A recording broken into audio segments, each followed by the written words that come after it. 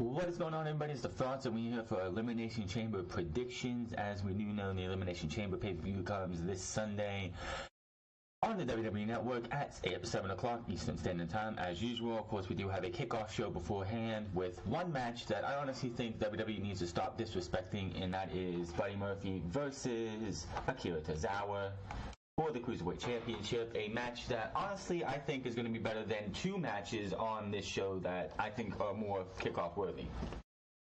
Braun Strowman versus Baron Corbin has no business on this pay-per-view card this weekend.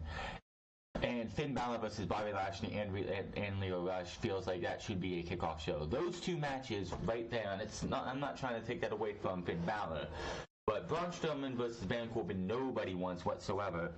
And Finn Balor versus Bobby Lashley it doesn't feel like it's worthy of a pay-per-view either. That's something they should have just did on Monday Night Raw, like the Revival versus Chad Gable and Bobby Roode was this past Monday. So we do have Akira Tozawa versus Buddy Murphy. Akira Tozawa won I believe a fatal four-way elimination match to come to the Elimination Chamber pre-show to take on Buddy Murphy. I say Buddy Murphy is going to retain the title and beat Akira Tozawa. There was no reason for him to lose the title yet. I haven't watched much of 205 Live. I did catch half of the Tony Nese and Noam Dar match from this past Tuesday, and man, that was a hell of a match from what I got to see. From what I understand, Tony Nese and Buddy Murphy are pals and stuff and everything like that. I have a feeling that between now and WrestleMania, Tony Nese is Buddy Murphy's going to turn on Tony Nese, and Tony Nese is going to challenge Buddy Murphy for the Cruiserweight Championship at WrestleMania, and that is who is going to take the title from Buddy Murphy at WrestleMania, Tony Nese. So Akira Tozawa, former Cruiserweight Champion in his own right, will not be winning this championship tonight, this coming Sunday. Moving on here, we have the women's six-woman tag.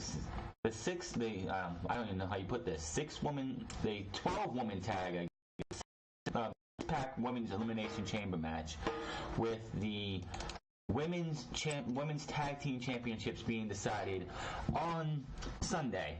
We have Bayley and Sasha Banks, Boston Hug Connection versus Mandy Rose and Sonya Deville, Fire and Desire, the Fabulous Glow of Naomi and Carmella, so I guess the Samoan slaughterhouse of Nia Jax and Tamina, Liv Morgan and Sarah Logan of the Riot Squad, and the Iconics of Peyton West and Billie Kay, who honestly I don't even think have their names anymore because we come to everything. They even did a graphic for this match, and they had everybody's name on there except for the Iconics, so it's just kind of weird.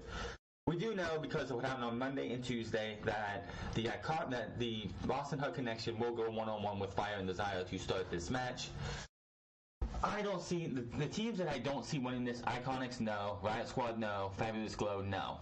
Fire and Desire, no. This match is going to come down to Nia Jax and Tamina of the Samoan Slaughterhouse versus the Boston Hug Connection. Just how I feel it's going to be. I say Bayley and Sasha Banks are going to win this match and get the first tag team championships, but if they don't, I see them, it's either they're going to win the championships here or they're going to win them at WrestleMania. One of the two. So I'm going with the Boston Hug Connection for the win. Let's move on here. We have ourselves a tag team championship match, and oh boy, has this one turned on us, especially with what just happened yesterday. As we all know, this one is going to be Miz and Shane McMahon versus the Usos and Jimmy. You just can't stay out of trouble, can you? Wasn't it about February of last year Jimmy Uso got arrested for being a drunk driver? We'll talk about more of this tomorrow, but the clip notes is Jimmy Uso with his wife were arrested she was stopped for driving the wrong way. The vehicle reeked of alcohol. Jimmy tried to run from the police officers. He got stopped and tried to square up and fight the police officers, and there's that. Now, he got arrested and on bond. WWE did put a statement out. We'll talk about all that tomorrow and what I think is going to happen so far. I don't think that was going to be the change of the match. I think the only thing that's going to be different is that Jamie is going to take the pinfall in this match. I didn't expect the Miz and Shane McMahon team to lose the tag team titles at the Elimination Chamber. I expect that to be at Fastlane because, as we know, WWE's long-term booking just sucks, as we see with Becky Lynch. and all that. So they're going to stay as a team right now. And I have a feeling whoever they face at Fastlane is going to reap the benefits of Miz or Shane McMahon turning on the other. So the Miz and Shane McMahon are going to win this match and keep their championships.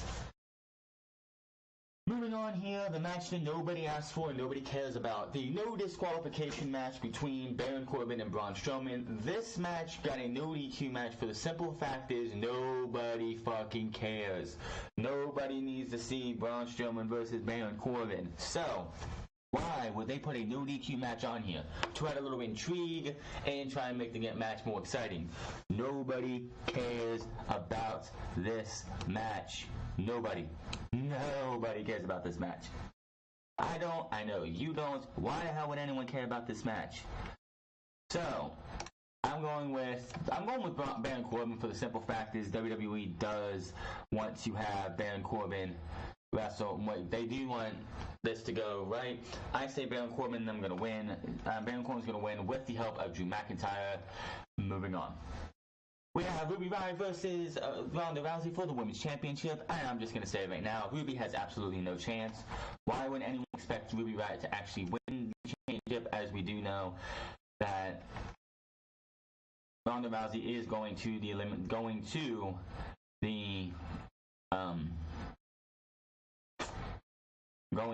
WrestleMania to face off against Charlotte Flair and probably Becky Lynch. So I honestly see no reason for Ruby Riott to even win this match. And quite honestly, I think this is going to be Ronda Rousey's next. Well, of course, she'll come out the next night and put on an open challenge, as she said she's going to do every single time. But she's not, that still doesn't matter. She's going to win. And last but certainly not least, if I'm correct, I did go over everything else, right? Actually, no, I didn't think so. Hold on. I didn't go over Finn Balor versus Bobby Lashley and Lio Rush. This match is pre-show worthy, just like Finn Balor versus Braun Strowman and Baron Corbin. These two matches are pre-show worthy. This match is quite simply, I think they put Lio Rush in this match for the simple fact is they don't want to pin Bobby Lashley, and they don't want, I see Finn Balor winning this. And why would Finn Balor win this? Why would Finn Balor win this match? AEW. That is why. If Finn Balor walks out the Intercontinental Champion, AEW effect. AEW virus, AEW, whatever you want to call it. AEW is real and is breathing down WWE's neck. Vince McMahon is pushed back against the wall and he doesn't want Finn Balor to leave. He doesn't want the Revival to leave. He doesn't want AJ Styles, Shinsuke Nakamura, the Usos to leave, who look to be probably on their way out as well. So I can see Finn Balor winning this one to take the Intercontinental title. Who he defends it against, if he does win it, I don't know. But I feel that Bobby Lashley will not be pinned in this. It's going to be Lio Rush getting pinned in the end. And there's that. That leaves us with a 6-man Elimination Chamber for the WWE Championship. Of course, Mustafa Ali was replaced this past Tuesday due to a concussion that he suffered on Sunday. Man, Mustafa Ali, man, your heart's got to break for the dude. For the simple fact is, this is the spot that we saw on Tuesday with him, with Kofi Kingston, was supposed to be Mustafa Ali. And again, what did this do for Kofi Kingston, as I talked about on Tuesday? Going through 4 of the 6 guys. He went through Jeff Hardy. He went through Daniel Bryan. He went through Samoa Joe. 3. He tapped out to AJ Styles, and then that was that. He went over an hour, just over an hour in this match. That was supposed to be Mustafa Ali. Kofi Kingston, a guy who's been here, he's a multi-time champion. He's done everything he can besides winning a WWE Championship. Compared to Mustafa Ali, a young up-and-comer, hasn't done anything really in WWE yet. They put a small rocket to him to give him a semi-push. This was going to make Mustafa Ali a made man. It was planned like that. We will talk about it more tomorrow. And it just really got to break your heart. Now, what does this do for the Elimination Chamber match? Not much really different.